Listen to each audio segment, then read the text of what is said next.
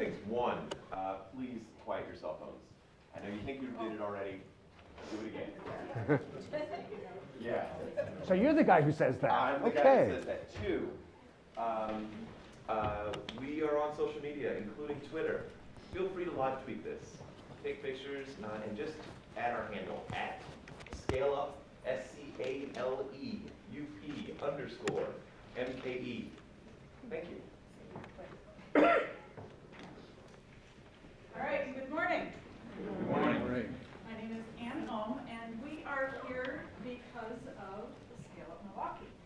And so just in case you don't know who Scale Up Milwaukee is, it's a GMC project that's focused on creating a growth-obsessed entrepreneurial environment for new and existing companies in the Milwaukee area. It's the first program of its kind in the United States. And as someone whose career has been dominated by growth-obsessed companies, Scale's mission resonated with me, and I am on the Scale Up Milwaukee steering committee. So Scale Up Milwaukee has just launched a membership program, and if you are interested in getting early notifications about programs such as this, then definitely see Albert. I'm also CEO of Harkin. And before I describe what that is, it's not about boats. You know that. Has anyone here been involved in the hiring process and hiring someone? Anyone? Yeah, a lot of people have, as I expect. So you know, when you're hiring somebody, you can spend a lot of time with bad interviews and wasting time on scheduling hassles and that sort of thing. The Harkin video and phone interviewing tool allows you to screen and identify top talent in minutes. And this is a tool that is used by recruiters worldwide every single day. So the minute I saw the Harkin interviewing tool, I knew that it would introduce incredible efficiencies in recruiting.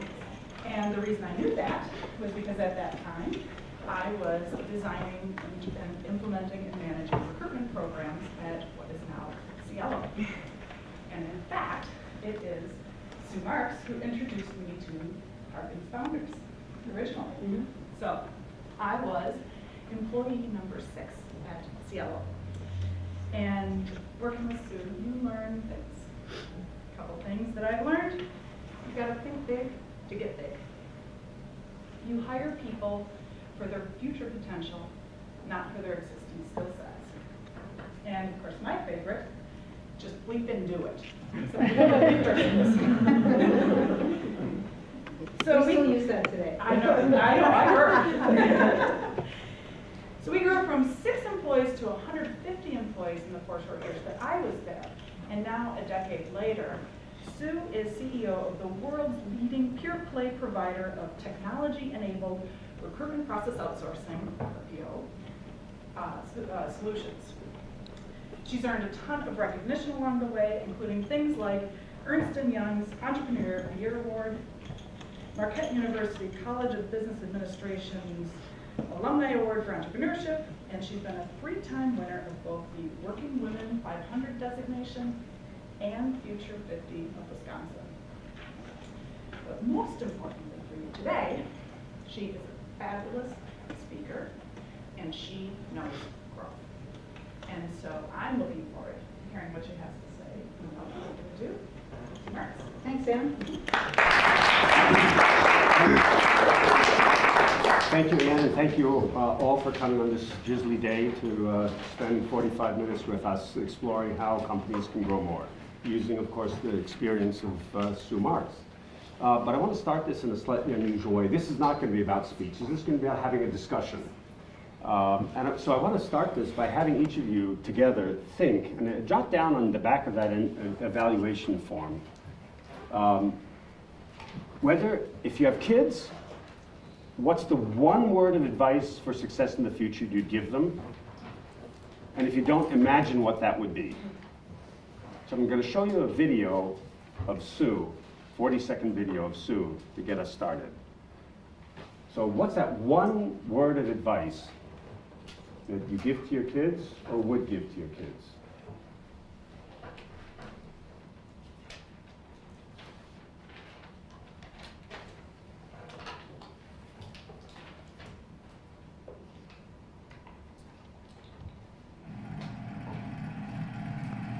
Wait, like wait, following don't up turn it on. videos. I like making my own. So let me just get a couple of examples. And I'll cold call, yes. Be authentic. Authenticity, Aspire. aspiration, Persistent. persistence, Perseverance. perseverance, Respect. perseverance, respect. Anything that we missed completely, Jamie? Listen. Listen, Thank you. Discipline. sorry? Discipline. Discipline, something we missed entirely. Passion. Passion, Awareness. awareness. Thank you. Think. Think. Creativity. Okay, so let's show, and Sue, I'd like you to, you've probably seen this, but I'd like you to see it again, if you haven't. You can see I follow the Steve Jobs way of dressing. Branding. Oh my God. Hard work, discipline, and I knew that I was smart. I'm an unabashed workaholic. I can push out the work of 2 or 3 people, and I love what I do. I've told my daughters, life isn't fair. You're going to have to be better and smarter and work harder and get over it. And don't complain about it. That's it. So looking back on this, what is your reaction to it, and then what is your reaction to the similarity or differences between this sort of worldview and what you hear people saying? Well, I loved all the words everybody used, and Anne, when you said Scale Up Milwaukee is about helping us to be obsessed with growth, that's a tall order, especially in Wisconsin, right? That's a tall order. If you asked me the question, what do I tell my kids today? I would say life isn't fair. Get over it, especially my daughters. But life, yeah, it's the same thing. It's not the statement that you necessarily expect to hear first in the 2000s. Where did it come from? And you said you were treated unfairly. This is public. Did I say I was treated unfairly? Not unfairly, you were used a different word. We missed it at the beginning, but Yeah. you were dismissed, I think is the word. No, you no, used. underestimated. Underestimated. Yeah, thank you. I found it. My father was in the employment business, and I found it ultimately to be an incredible advantage to be underestimated as a woman in business, and to be underestimated particularly in this community when that was the only, when the southeastern Wisconsin area was the only community that we served, to be underestimated by some of the big competitors because I was just Dick's daughter. So underestimated is the word that I used. So because you were in the coattails or in the shadows of somebody who was I don't know. successful. I don't know. So the world, and that was an advantage somehow? Absolutely, because it's like guerrilla marketing. You just don't get taken seriously as a competitor until, oh shit, right? And Elmer, didn't you tell me I needed to use a few 4-letter words? So I know this is going to end up on YouTube, but I'm just following instructions, which some of you know I don't actually do that well. So you can sort of sneak up from behind, is what you're saying. Exactly. So let's sort of fast forward. Today you're. And that's actually not a bad strategy, and in fact is a necessary strategy for many startup businesses, depending on the industry that they're in, is to stay under the radar long enough until you can have that overnight success, right? So fast forward, you're now, about, according to the web, 1,200 people. You're in almost 70 countries. Yep. You have steady clients of 100. You're not under the radar anymore. So how does that, at least, and I assume you don't want to be under the radar anymore. those were the good old days when we were under the radar. So where do you go from being the stealth guerrilla, nip at your heels, spunky startup with big aspirations to actually being there and being one of them? So first, we still have big aspirations. And one of them is to stay small as we get big. And we are in one of the most difficult transitions that an organization can make. And I've called other CEOs that have gone through this transition in hopes that I can find out the mistakes they made and the strategies that they used so that I can learn from those mistakes and make fewer and get through this faster. But in our industry at least, from 150 to 250 million, we're going from being a big small company to a smaller big company. And that necessitates a little more structure and some more systems, and things are just different. And sometimes we actually have to go slow to go fast. Now, slow at Cielo is still pretty darn fast, but it's not like you can just get in the room with 5 people and, like we used to do, the 6 of us, and make a decision and execute on it. Because for a global client, that execution has to go across maybe 100 employees and 60 locations around the world. But how do we stay small as we get big? And how do we maintain an entrepreneurial approach? So our culture is our most important competitive advantage. And I always say that our culture is the software that runs our business. And our organization structure and some of the real software, like our recruitment tools and our accounting and IT infrastructure, that's kind of the hardware. But our culture that runs through is the software. So maintaining our culture is probably the most important thing that we need to do as we stay small as we get bigger. What were some of the key inflection points in learning? Because you've been through a huge merger of different entities and shareholder changes and so on. What are some of the key inflection points in really building that platform? And I'm sure there'll be more in the future, but so far. Well, maybe just we started as a business in the United States.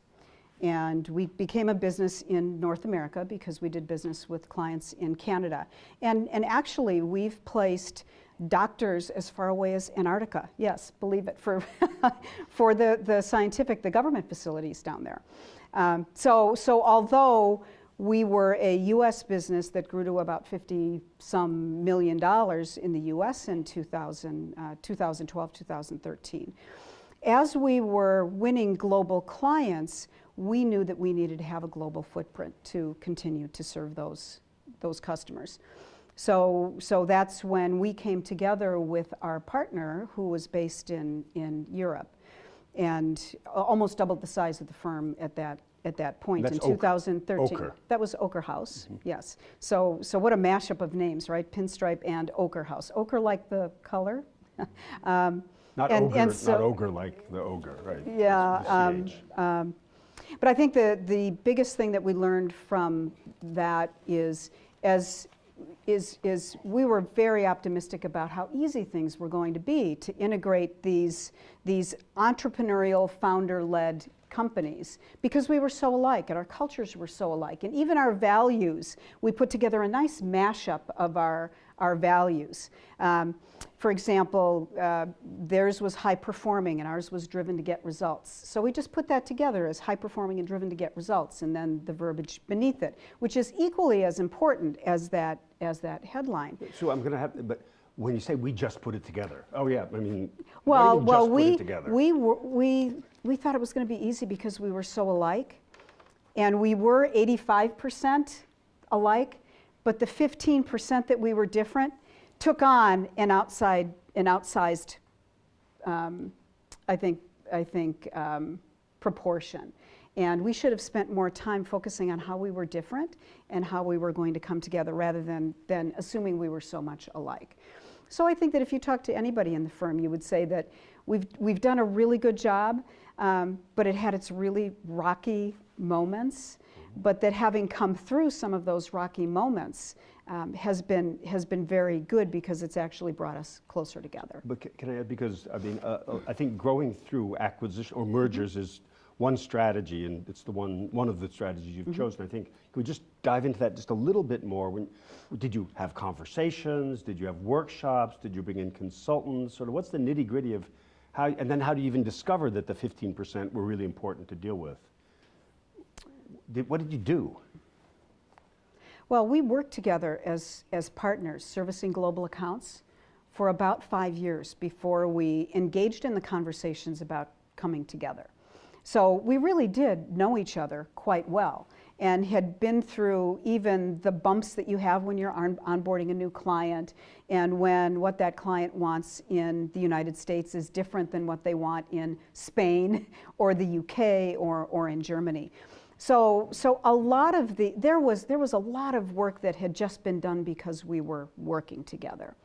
But when it came to actually putting together payroll systems, accounting systems, financial statements, weekly and monthly management reporting, we had to agree on one common framework first, and then allow some freedom within that framework. And we still talk about freedom within a framework today, whether it's around global sales, global account management, global governance of accounts, or our own internal systems. We talk about creating the framework and allowing a certain amount of freedom within that framework, if that makes sense. And by the way, please, questions or comments as we go along. They're encouraged. Oh, I see a hand already. Great. Could you identify yourself? Dave Lenz, was it just the nuts and bolts of it, or did it have to do with the metrics, what you saw were the key business metrics that you wanted to measure? Sounds like your management systems were one of the struggle points. What's a normal rhythm for an organization and its leaders over a 5-year time period, and you just get used to the same kind of reporting, and then we have to change the reporting. It's like when you moved from a BlackBerry to your Samsung or your iPhone. How, you know, it's just different, and those changes are difficult. No matter how change adept we think we are, those changes are difficult because you have to work to understand new reports and things like that. So I think it was completely normal. I think we just felt like we wouldn't have any of those struggles. And in the end, we did have them, and we were naive, a little bit naive about that. Yes, and those of you that are standing, feel free to go and take a seat. Seats right over here. And then I saw. Jay Mason with Intellivision. The merger with Ochre House obviously is tremendously accretive. Looking back, what are the one or two things that, if you could turn the clock back, that you would have maybe done differently in that, building that relationship? I would have focused on the 15% of things that we did really differently and gained consensus around that instead of assuming that the 85% were going to make the Carry you 15% so easy. Yeah. Yes, Yeah. sir. Hey, Sue, Rick Janzik. Hey, Rick. As you take a look at, as you build up your organization, change is one of those things that is a factor that everybody's got to contend with. Do you teach change or do you hire change as you're taking a look at new talent coming in? That's a good question. And I think at the scale that we are now, it's important that we build into the new leadership and management and Cielo curriculum that we're deploying across the globe over the course of this year, that's an important component of that, both for our internal employees, and we also find the same thing within our client organizations. Because when we're working with them through a transformation, we see in real life all of the struggles that change can, the excitement and the challenges that change brings. And part of our most important 2016 initiatives are to double down on all of our training, particularly around leadership and management and those kinds of organizational imperatives. When we hire people into a very specific set of competencies and culture, and we're very, I think we're very open about the pace of our business and the amount of change that a business that's growing at 25% on the top line every year, year after year, goes through. We are a different company every 12 to 18 months. And we know that sounds really cool, but it's actually really difficult because there's a degree of ambiguity and there's a degree of needing to always change the tires on the car while it's actually moving. And some people get a real charge about that. And other people really enjoy learning how to do that and operating in that constantly challenging environment. And other people will find that that's not for them. And hopefully they find that out in the interview process. Yes, sir. Adrian, but I just had a question. So you had two companies that merged.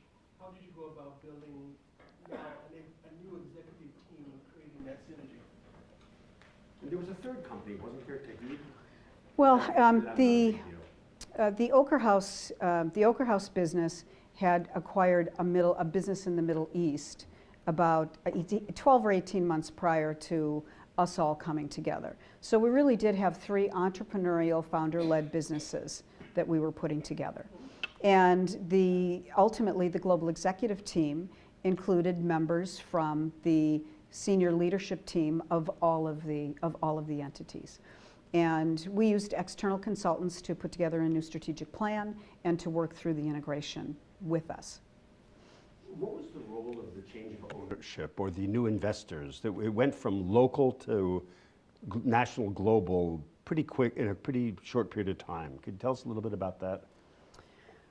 As Pinstripe in North America, we had grown the business very nicely, even through the recession of 2008, 2009, 2010, that dip. And we were venture capital funded by Robert W. Baird and CID, and they were fantastic advocates and great board members and great financial partners for us. And we as a leadership team in Pinstripe, which was just in North America, needed to make a decision about whether, this was kind of it for the business, or whether we had aspirations to do more. And as a leadership team, we looked at ourselves around the table and said, no, we're not done yet. We're having fun. There's lots of great work we're doing for clients, and let's keep going. But perhaps we need a different financial partner at this point. So that led to the process of us looking for a different private equity partner. And we recapitalized, which is no different than maybe refinancing your mortgage on a personal level. And privately held and publicly held companies go through a variety of financial kinds of transactions in any given 5-year period. So it's no different with us as a private equity backed, privately held company. We ultimately chose Excel KKR, and they are based in California, because we felt that they were the best cultural match for us. And most importantly, we asked ourselves the question, could we get in a car with these guys and travel from Milwaukee to Menlo Park and not kill each other? And not just kill each other, but actually have a lot of fun together and learn together, because that's really what the journey was going to be like over the next 3 years or 10 years or 15 years. Because as private equity firms, they have a long cycle, and in their private equity portfolio, the longest they've held a company is 13 years. So the venture capital community and the private equity community is always going to pressure you to get an exit. That wasn't our experience with Robert W. Baird, and that is not our experience with Excel KKR. So I think we've done as good of a job in selecting our financial partners, who have been fantastic board members and mentors and counselors for me and our leadership team. We've done as good of a job as can be done, and as good of a job as we do in selecting our employees and our executives.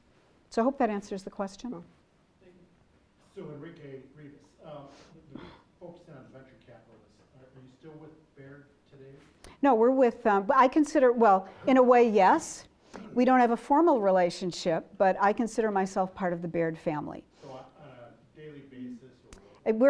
Or Our private equity financial partner today is Excel KKR, and they're based in Menlo Park. They have offices in Atlanta and in London. So a percentage of your decisions that are being made at your board level, what percentage are they engaged with? Is it 10% of the decisions, or are they in the day-to-day operational decision-making? No. I mean, we have quarterly board meetings, and and as those of you in the audience that are entrepreneurs, when you have a board, you want them to let you run the business. You don't want them running the business. But of course, they help you with the larger strategic issues, the strategic plan, executive hiring. Those are the kinds of things that they should be involved in. And their tenure, their engagement tends to find well up front. You mean when they'll exit? Is that the question? Oh, no. As long as we're all having fun doing great work for customers and we've got a continued runway for growth in the business, we're happy. So even after you've paid for their venture, Mm-hmm. they receive their percentage back, you still have them engaged? Well, They're owners, they're or part owners of the yeah. company, so as long as they're part owners in the company, they're engaged. Yes, sir. Your wisdom for a young company in terms of when did you know to pursue debt financing versus equity financing back in the early years? Well, the best thing you can do is generate profits, because that doesn't cost you anything, right, to grow and then reinvest those profits in the business. In addition to putting in, your own money, debt is less expensive. Equity capital is the most expensive form of financing, and you all know the basics around around financial structures and the pluses and minuses. I think probably that many entrepreneurs would tell you that raise more than you need, and talk to funding sources before you need them so that they get to know your business. And that remains part of my job today, is to make sure that we're active in the community, in the financial community. And I think from a debt perspective, it's important to, with your leadership team and your board, if you have one, and your financial sponsors, if you have one, that you have a discussion around capital structure and how much debt the company is willing to take on. And some private equity or venture capital firms are very big on financial engineering and using a lot of leverage. And when that works, it can work really well. It carries a higher risk with it. I'm a proponent of modest and carefully considered use of debt. So I would say that in our capital structure, I wouldn't call it conservative, but probably not far above a conservative capital structure. Did that answer your question? Yes. Hi, Megan. Hi, Megan. Megan, last name? Harper. Okay. I was wondering, you mentioned that culture is one of your biggest, Mhm. competitive advantage. Can you talk a little bit more about what the culture at Pinstripe looks like and kind of how you've been able to stay true to who you are as you've acquired, another company and really grown? So the question was around how do we keep our culture strong at Cielo. And one of the things I failed to mention is that we were Pinstripe, we acquired Ochre House, and when we just mashed those names together for a year while we determined what we were going to do in terms of our name, which was always everybody's first question, it was easier to be Pinstripe and Ochre House. And once we rebranded in May of 2014, it became much harder. It was as if everyone crossed a line into the new world to say, we are Cielo, and we are one global company, and we have one global employee experience, one global customer experience, one culture, right? So it became so much harder to be two and so much easier to be one. So that was a real watershed, I think, experience for the company. And Kristen Wright, our Chief Marketing Officer, and Bethany Perkins is here today. She's part of our marketing leadership team. We branded from the inside out. So our employees were the first people to learn what we were going to do. They were part of the research that we did. And they knew before anybody else whether we were going to change the name or not, and when we decided to change the name, what that name was. So that's how important our culture was to us and to bring them along. So today, if you ask me what kind of people we hire, I say things like happy, friendly, smart people that walk fast. And everybody always chuckles about that, and it sounds kind of silly, but what I mean by happy is optimistic. And if there's a problem, looking for a solution to that problem. Friendly means ability to deal with a variety of different people at all levels in our organization and in our client organizations. Smart means clients hire us because they have problems, and they place a really high standard on us delivering for them. So I'm not saying you need to be a rocket science to work at our firm, but we have a lot of smart people at our company solving problems on behalf of our clients.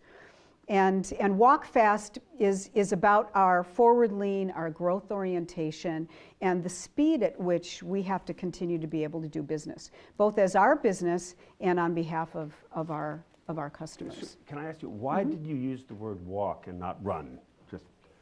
Well, because people don't usually run in an office. But go back to your own offices and look at people that walk fast and with a determined pace. And, you know, I want to come back, if you will, to the video for a minute, get personal again. One of the messages that comes across, and this is my interpretation, is your advice is you kind of rely on yourself. You really have to build yourself and your own success. And I'm not sure if exactly those are the terms, but there's a notion of, you know, life is unfair, were the words you used. And so I'm curious, because I'm sure that as a successful executive and entrepreneur, that people see you, women see you also as a role model for women. Would you describe yourself first as a self-made person or a self-made woman? I've not been asked that question before. And I think I would just, so I'm going to punt on this question. I'll admittedly punt on this. I identify strongly as a woman and advocate for women, and I have 2 daughters, and I'm happy to see so many women in the audience here. I also am a business person. I've just never found it helpful to me or to anybody else to whine about things. So that's why I say that, you know, I don't think life is fair for anybody necessarily, and that's just, things are going to happen, and words earlier when you were asked, the audience was asked for their one word, there were things like, you know, resilience was one of the words. I mean, you just have to deal with it and move on. And there's all sorts of fancy motivational posters that saying life isn't about not having any storms, it's about how you stand up in the storm and navigating your sailboat and all of that. And so that really is my philosophy. So in the notion of sort of coming up, stealth mode, coming up from behind, or not being, you know, open, not open in that sense, but is being a woman part of that? Because business is still primarily a man's game. Is that also part of, you know, they don't expect it from they wouldn't expect it from a woman. Is that an advantage? It's got to be turned to an advantage. I don't think about being a woman in business or a woman CEO today very often. The times I think about it are when I'm thinking about myself as a CEO of a portfolio company. There are very few female partners in the venture capital world, and you all probably have seen, you know, the lawsuits coming out of Silicon Valley with some of the big name VC private equity firms. At Excel KKR, there's 5 female-led companies in their portfolio. So although they are all guys, they strongly, you know what, they support good leaders and good companies with a good business plan. And that really is my philosophy today. Sue, just to close that thought, how 5 female-led companies out of how big a portfolio? Probably 20 companies. Yeah. Which is a relatively high percentage in the private equity world. Yeah. And I did a survey once of the general partners in Boston area. 3 out of 100 were women. That's about 5 or 6 years ago, general partners. My name is Ian Amston. As you've grown as a company, that kind of puts you in the spotlight and has many of the nonprofits and other community members reaching out to you asking for support or help or joining a board. How do you measure and balance what your success is in business to how you relate that back to the community where your company is? Yeah, I say no to everything right now. I say no to almost everything right now. I'm here this morning because Andy asked me to be here. Andy Nunnemaker, who was one of your former speakers. I say no to almost everything because right now it's most important for me and our leadership team. And don't make any mistake, you talked, Dan, about doing it yourself. Nobody does anything themselves. And throughout my career, I've learned from my bosses, I've learned from people that have reported to me, I've learned from people that have worked with me, I've learned from people in the community. But I think that it's absolutely critical that you don't do it yourself.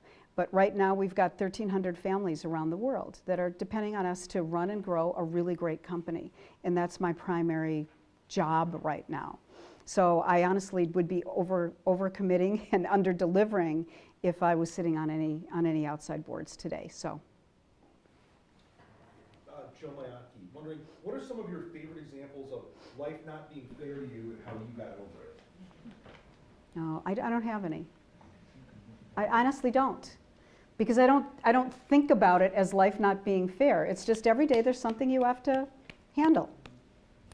And part of what I take away is don't complain. You have to take things into your own hands. Maybe it's as a team. Yeah. I can tell you that in the early days, when I was on the Greater Milwaukee Committee, when I was a local CEO here, Roger Fitzsimmons and Tom Hefty were the kind of icons in the CEO community in Milwaukee, who were so generous with their time and mentorship. And whenever I walked into a room at any kind of a fundraiser at a GMC meeting, they made sure I was brought into the conversation.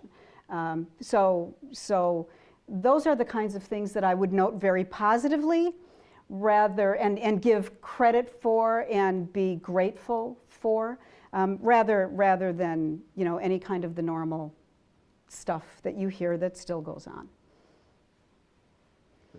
Lauren. Hi, Lauren. Company of 12 employees in Milwaukee.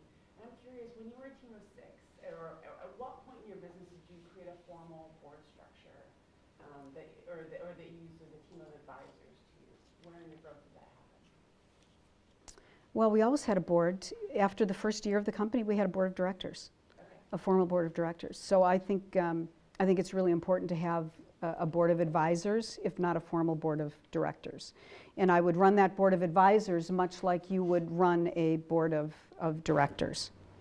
What was it that led you? Was that experience or? Because most companies that young really don't have either advisors or real directors. And what did you say? Think big to get big. I was going to say it if you didn't say it. Yeah, think big to get big. The objective was to be big. So if we're going to be big, You you need need a- to have a board of directors. Why not set it up now so that you're on the right path? Yeah, and I guess there's two things that are important. So we talk about being big. It has never, and it is not today, important to me to be the biggest. It's not even being the best. I'd rather be the best than the biggest, but being the best isn't actually what we strive for either. We want to be the only ones who can do what we do for and with our clients. And we like to think about creating new categories or moving into adjacencies before anybody else does. So I want to downplay big a little bit, because big for the sake of big will get you into trouble. And it's not true to our culture. Our culture is about being passionate about our customers, and we stay up at night so they don't have to. The other thing I want to address is there's been a lot about women. I mean, there is a dearth of people of color in entrepreneurship around the country, much less here in Milwaukee. And so when I think about diversity, I think about that a lot, and I think about women in technology and how hostile some of those environments have been objectively studied to be for women. And part of why I say to my daughters, life isn't fair, get over it, is so that they just get that it's going to be like that if they are in a male-dominated field. And I have all math science geeks as kids. So there'll be women in engineering, and it will be like that. One's at Stanford? Yes, yeah. So there's 20% of her classmates are female. And that's probably a pretty high number as opposed to some of the other colleges. Yes.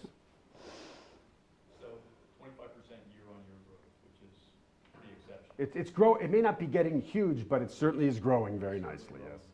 Do you find yourself these days, given the fact that you've got some success under your belt, spending more time with your foot on the gas or your foot on the brake, since you've used the car analogy before? I like to say we have a small rear view mirror and we put our pedal to the metal. So we learn from our mistakes, but we don't dwell on them too long, and we focus externally. You can't focus internally and externally at the same time, and when you're focused internally, you're not focusing on your customers. And without great customers and without great employees to service those customers, nothing else will happen. Mark? Mark Bader. First of all, thank you for growing, developing, and keeping your businesses here in Milwaukee. You're welcome.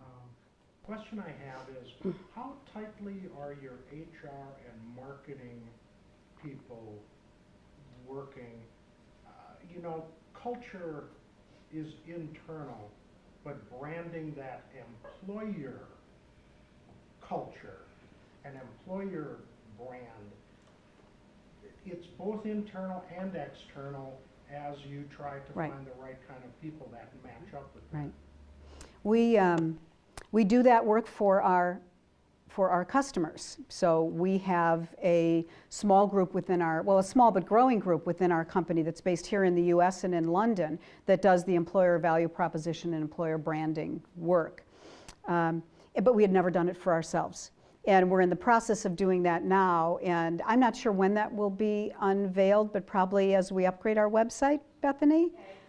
June. So in June, watch for some new stuff to come out on the Cielo website. Bethany, what have we missed? What have we missed? What have we missed asking Sue about? Yeah, what have we missed? I think that one of the things we, within the organization, learned the most from Sue is, it's a really cliche term, but service leadership. So I think there's you all do it together and you're in the team, and we definitely have that culture, but I'm sure Ann can attest and the rest of us, that there's something about having that strong leadership, and it's across the team. It's not just Sue, it's our executive team in general. It's the respect we have for the board members that really helps guide our day-to-day work as individuals within the organization. Let me end with a sort of different kind of question. I'm an outsider, and I'm struck by the number of human resource related companies that there are in this region.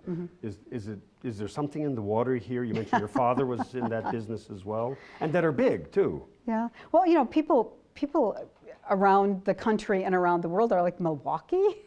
Yeah.